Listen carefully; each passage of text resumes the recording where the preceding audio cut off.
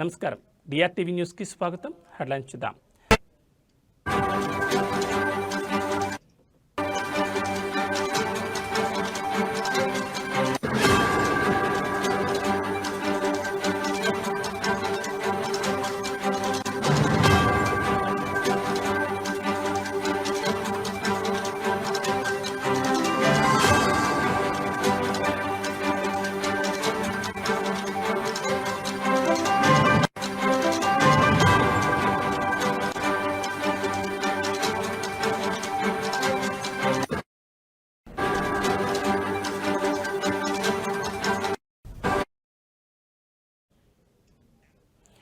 బులెటిన్లో breaking news చూస్తున్నాం. జమ్మూ కాశ్మీర్లోని దాచిగామ్లో ఎన్కౌంటర్ కొనసాగుతోంది.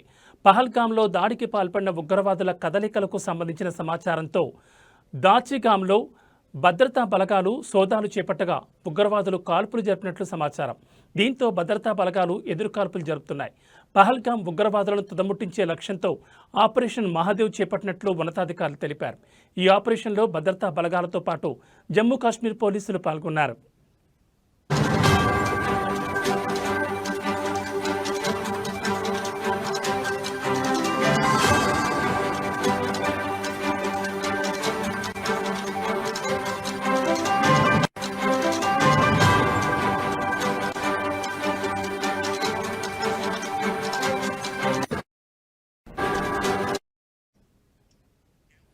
ఇప్పటి వరకు 3 ఉగ్రవాదులను భద్రతా బలగాలు హతమార్చినట్లు సమాచారం. ఈ 3 ఉగ్రవాదులు పహల్గామ్లో దాడికి పాల్పడిన వారని తెలుస్తోంది. అయితే ఈ విషయంపై భద్రతా బలగాల నుంచి అధికారిక ప్రకటన ఏదీ వెలువడలేదు. ఓవైపు పార్లమెంట్లో ఆపరేషన్ సింధూర్పై చర్చ జరుగుతుండగా జమ్మూ కాశ్మీర్లో ఎన్కౌంటర్ జరగడం, అది కూడా పహల్గామ్ ఉగ్రవాదుల ఏరివేత లక్ష్యంతో ఆపరేషన్ చేపట్టడంతో సర్వత్రా ఆసక్తి నెలకొంది.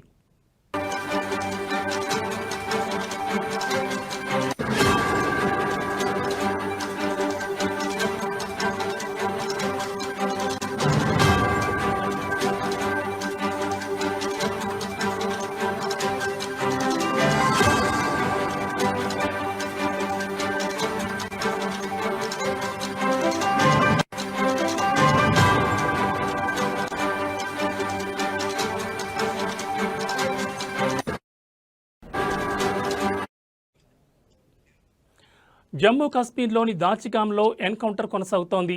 పహల్గామ్లో దాడికి పాల్పడిన ఉగ్రవాదుల కదలికలకు సంబంధించిన సమాచారంతో దాచిగామ్లో భద్రతా బలగాలు సోదాలు చేపట్టగా ఉగ్రవాదులు కాల్పులు జరిపినట్లు సమాచారం. దీంతో భద్రతా బలగాలు ఎదురుకాల్పులు జరుపుతున్నాయి. పహల్గామ్ ఉగ్రవాదులను తుదముట్టించే లక్ష్యంతో ఆపరేషన్ మహాదేవ్ చేపట్టినట్లు ఉన్నతాధికారులు తెలిపారు. ఈ ఆపరేషన్లో భద్రతా బలగాలతో పాటు జమ్మూ కాశ్మీర్ పోలీసులు పాల్గొన్నారు. ఇప్పటి వరకు 3 ఉగ్రవాదులను భద్రతా బలగాలు హతమార్చినట్లు సమాచారం. ఈ 3 ఉగ్రవాదులు పహల్గామ్లో దాడికి పాల్పడిన వారే అని తెలుస్తోంది.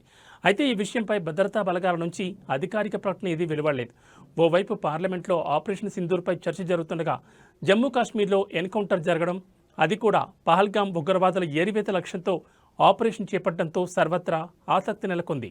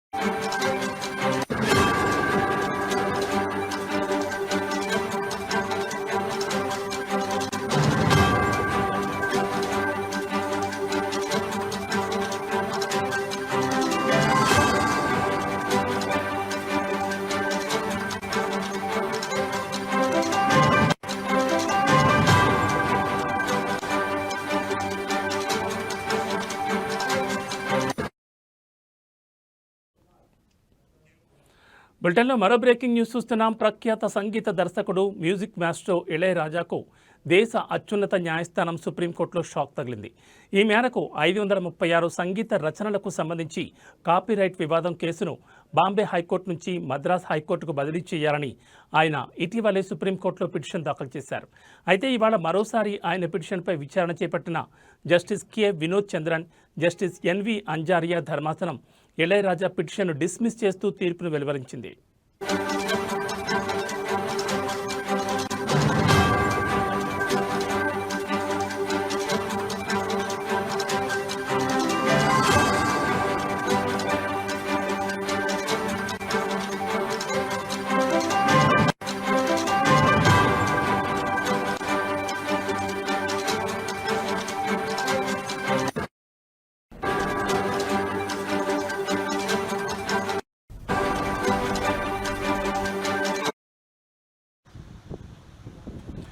అయితే 2022లో Sony music entertainment, Ilaiyaraaja music and management private లిమిటెడ్కు సంబంధించి 536 రచనలను ఉపయోగించకుండా బాంబే హైకోర్టులో పిటిషన్ దాఖలు చేసింది.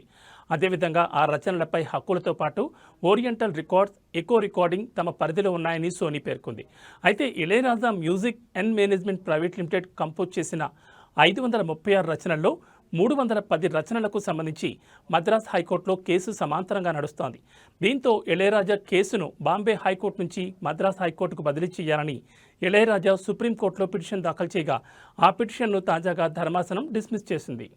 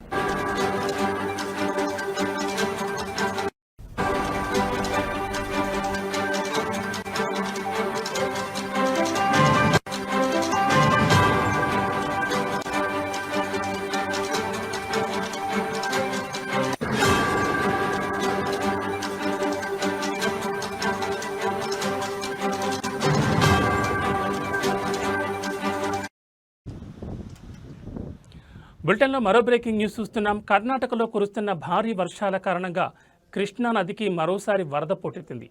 జోరాల, తుంగభద్ర జలాశయాలు గేట్లు తెరిచి వరదను దిగువకు విడుదల చేయడంతో ఈరోజు మధ్యాహ్నం వరకు శ్రీశైలం జలాశయానికి ఇన్ఫ్లో భారీగా పెరిగింది. దీంతో ఉదయం 2 గేట్ల ద్వారా నీటిని వదిలిన అధికారులు ఎగువ నుంచి పెరిగిన వరదను దృష్టిలో పెట్టుకుని మరో గేటును 10 అడుగుల మేర ఎత్తారు. దీంతో ఎగువ నుంచి మొత్తం 2,22,565 క్యూసెక్లు ఇన్ఫ్లో వస్తుండగా 3 గేట్ల కుడి, ఎడమ విద్యుత్ కేంద్రాల ద్వారా దిగువకు 1,47,195 క్యూసెక్ల నీటిని విడుదల చేస్తున్నారు. దీంతో సాగర్ జలాశయం నిండుకొండలా మారుతోంది. ఇదిలా ఉంటే శ్రీశైలం పూర్తిస్థాయి నీటి మట్టం 885 అడుగులు కాగా ప్రస్తుతం నీటి మట్టం 882.50 అడుగుల వద్ద కొనసాగుతోంది. సాయంత్రానికి ఎగువ నుంచి వరద ఉధృతి మరింత పెరిగితే సాయంత్రానికి మరో గేట్ తెరిచే అవకాశం ఉంది. ఈ మేరకు దిగువన ఉన్న మత్స్యకారులకు అధికారులు అలర్ట్ జారీ చేసినట్లు తెలుస్తోంది.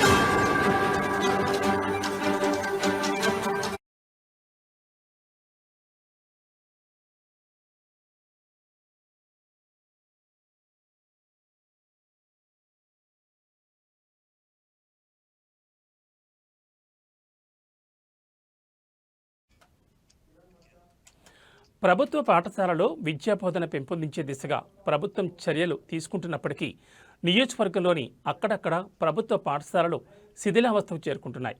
అచ్చంపేట నియోజకవర్గంలోని పదర, అమరాబాద్, బల్మూర్, అచ్చంపేట మండలాలతో పాటు మరికొన్ని మండలాల్లో కూడా ప్రభుత్వ పాఠశాలలు శిథిలావస్థకు చేరుకున్నప్పటికీ వేరే మార్గం లేకపోవడంతో ఉపాధ్యాయులు ఒకే చోట కూర్చోబెట్టి ఇరుకు గదుల్లో విద్యాబోధన చేస్తున్నారు. గత సంవత్సరంతో పోల్చుకుంటే ప్రభుత్వ పాఠశాలలో విద్యార్థుల హాజరు శాతం పెరిగిందని సంబంధిత జిల్లా, మండలాల ఉన్నతాధికారులు ప్రత్యేక చర్యలు తీసుకుంటున్నామని తెలిపారు.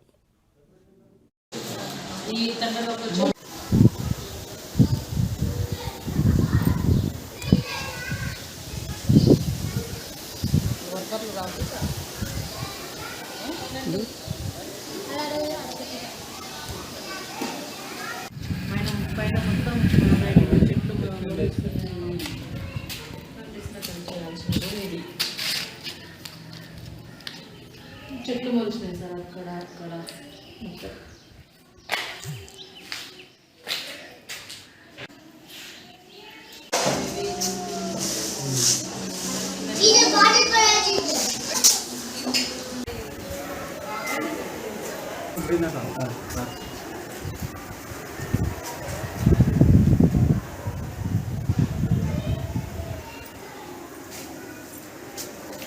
ఇది కిచెన్ షెడ్ సార్.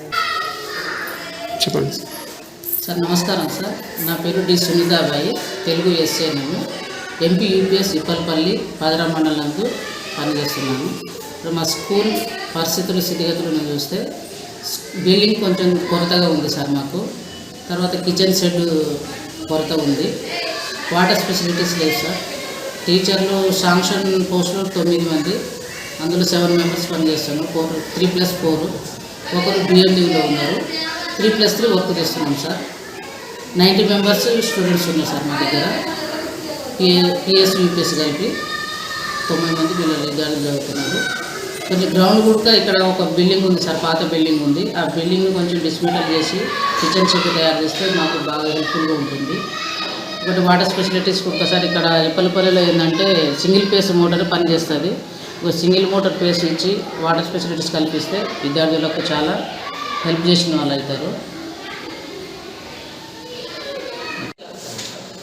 ఈరోజు ఊళ్ళో ఇద్దరు చనిపోయారు సార్. లేడీస్ ఈ తండ్రిలో కొంచెం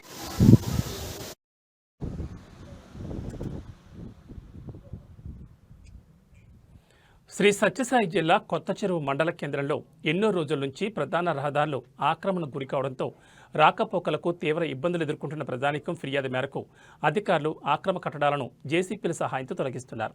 రెవెన్యూ అధికారులు ప్రధాన రహదారిపై అక్రమంగా కట్టడాలు చేపట్టిన వారికి గతంలో నోటీసులు జారీ చేశారు. అయితే ఆక్రమణదారులు గృహ సముదాయాలను తొలగించకపోవడంతో రెవెన్యూ అధికారులు, పోలీసులు ఆక్రమణ కట్టడాలను తొలగిస్తున్నారు. అధికారులు అక్రమ కట్టడాలు తొలగిస్తున్నందుకు పట్టణ ప్రజలు హర్షం వ్యక్తం చేస్తున్నారు.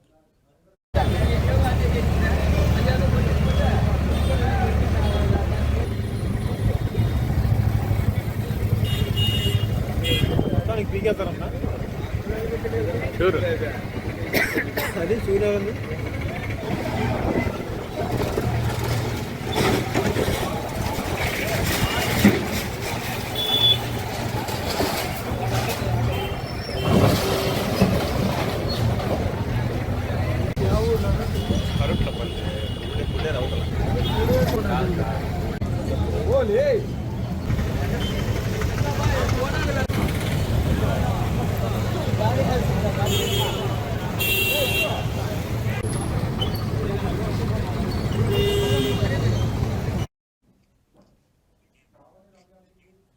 పశ్చిమ గోదావరి జిల్లా బీజేపీ ఆధ్వర్యంలో భీమవరంలో ఫిట్ ఇండియా స్తూపం వద్ద జిల్లాకు చెందిన కార్గిల్ యుద్ధ వీరులను సన్మానించారు. అనంతరం బీజేపీ కార్యకర్తలు భీమవరం పట్టణ పురవీధుల గుండా కాగడాలతో నినాదాలిస్తూ కార్గిల్ అమరవీరులకు జోహార్ అంటూ పెద్ద ఎత్తున ప్రదర్శన నిర్వహించి దేశభక్తిని చాటుకున్నారు. ఈ సందర్భంగా జిల్లా బీజేపీ అధ్యక్షురాలు అయినంపూడి శ్రీదేవి మాట్లాడుతూ 1999 సంవత్సరంలో కార్గిల్ యుద్ధంలో 527 మంది అమరులయ్యారని, వారి ఆత్మకు శాంతి చేకూరాలని కోరారు. జై జవాన్ జై కిసాన్ జై జవాన్ జై జై జవాన్ జై జై జవాన్ జై జై కిసాన్ జై జై జవాన్ జై జై కిసాన్ జై కిసాన్ జై జవాన్ జై కిసాన్ జై జవాన్ జై కిసాన్ భారత్ మాతా కీ జై భారత్ మాతా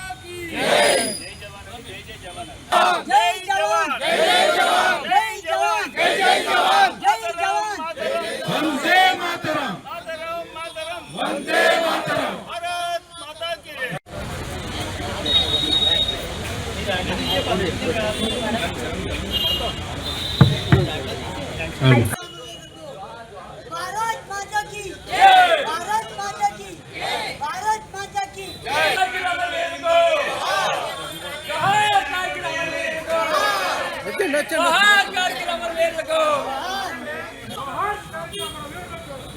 ఈ కార్గిల్ యుద్ధంలో వీర మరణం పొందిన విషయం అందరికీ తెలుసు.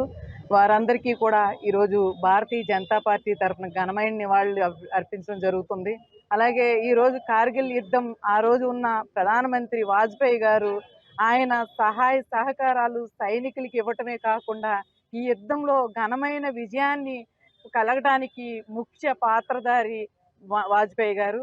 ఈవేళ ఒకటి మనందరికీ తెలుసు, ఏదైతే దేశం ఒకటిగా ఉండాలి, దేశం అంతా కలిసి ఉండాలి అని అనుకునే వాజ్పేయి గారి నినాదంలో విభజన ఏర్పడటం, ఆ విభజనలో భాగంగా పాకిస్తాన్ జమ్మూ కాశ్మీర్ సరిహద్దుల్లో ఎప్పటికప్పుడే విశ్వందకాండ చేయటమే కాకుండా వారు మూకలు ఏదైతే ఉన్నారో వారందరినీ కూడా సరిహద్దుల్లో వారు ఎప్పటికప్పుడే మన దేశం మీద జమ్మూ కాశ్మీర్ సరిహద్దుల్లో విజృంభించేలా వారు ప్రయత్నం చేస్తూనే ఉన్నారు.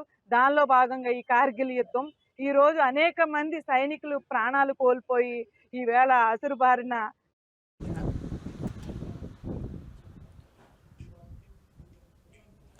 మనుబోలు మండల బీజేపీ పార్టీ నూతన అధ్యక్షులుగా వెంకన్నపాలెం గ్రామ వాస్తవ్యుడు వాసిరెడ్డి రామిరెడ్డి ప్రమాణ స్వీకారం చేశారు. ఈ కార్యక్రమంలో రాష్ట్ర బీజేపీ నేత కర్నాటి ఆంజనేయరెడ్డి, సర్వేపల్లి నియోజకవర్గ నాయకులు రవీందర్ రెడ్డి, బీజేపీ నాయకులు మోహన్ బాబు, సంపత్, బోలా శ్రీనివాసులు, మాజీ పార్టీ అధ్యక్షులు పెనమలి వెంకటకృష్ణారెడ్డి, గాడిమేని సోలమయ్య తదితరులు పాల్గొన్నారు.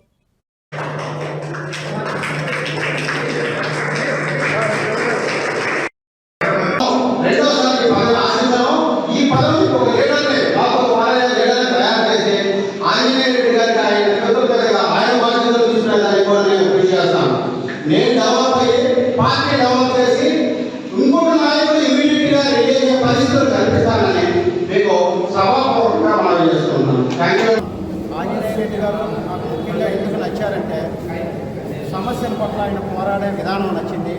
ఆయన స్ఫూర్తిగా తీసుకొని నేను ఈ మండలంలో ఉన్న సమస్యలపై పోరాడతానని వాటిని సాల్వ్ చేయడానికి ప్రయత్నిస్తానని మీకు మీడియా ముఖ్యంగా తెలియజేస్తాను. చెప్పదలుచుకున్నాను, మన ఆంజనేయ రెడ్డి గారు పోరాడే తత్వం ఇట్లాంటి వ్యక్తి అసెంబ్లీలో ఉంటే చాలా బాగుందని నా మనసుకు అనిపిస్తుంది. నేను ప్రొడక్షన్ చెప్పలేను, కానీ రాబోయే 2029 ఎలక్షన్లో ఆంజనేయ రెడ్డి గారు గుంటూరు జిల్లా నుంచి ఎమ్మెల్యేగా అవుతారని నా మనస్సాక్షి చెబుతుంది. నేను కారణం చెప్పలేను, ఖచ్చితంగా ఆయన అవ్వాలి. కరీంనగర్ జిల్లా హుజూరాబాద్ పట్టణం నడిబొడ్డున భారీ కొండచిలువ స్థానికుల కంటపడింది. స్థానిక ప్రభుత్వ కళాశాల సమీపంలో భారీ కొండచిలువ ఉన్న విషయం గమనించిన స్థానికులు పాములు పట్టే వ్యక్తి అఫ్జల్కు సమాచారం అందించారు. అక్కడికి చేరుకున్న అఫ్జల్ కొండచిలువను స్థానికుల సహాయంతో పట్టుకుని అటవీ శాఖ అధికారులకు సమాచారం అందించాడు. దీంతో సంఘటనా స్థలానికి చేరుకున్న అధికారులు అఫ్జల్ సహాయంతో కొండచిలువను తీసుకెళ్లి దూర ప్రాంత గుట్టల్లో వదిలిపెట్టారు.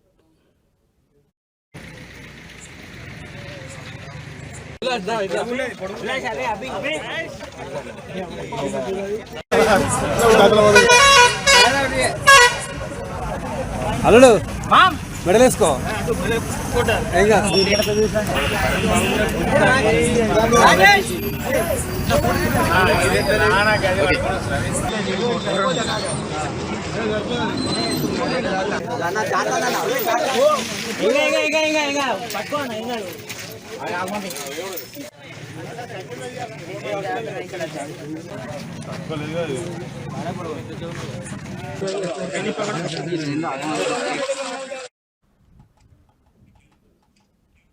ఏవీ బులెటిన్ విశేషాలు. నమస్కారం.